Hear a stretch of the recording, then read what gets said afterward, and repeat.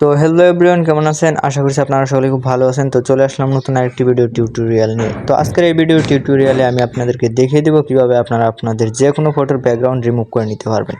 তো এই কাজটি কিন্তু একদমই সহজ। তো আমি আপনাদেরকে দেখিয়ে দিচ্ছি। তো চলুন মূল ভিডিওটি শুরু করা যাক।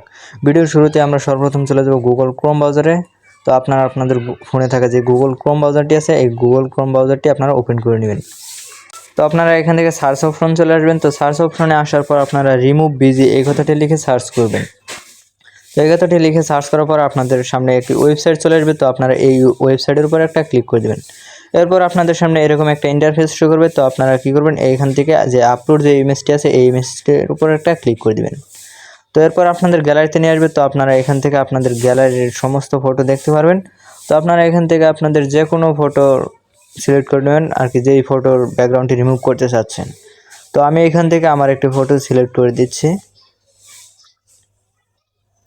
তো ফটো সিলেক্ট করে দেওয়ার পর আপনারা কিন্তু দেখতে পারবেন অটোমেটিক কিন্তু আমাদের ফটোর ব্যাকগ্রাউন্ডটি কিন্তু রিমুভ হয়ে যাবে।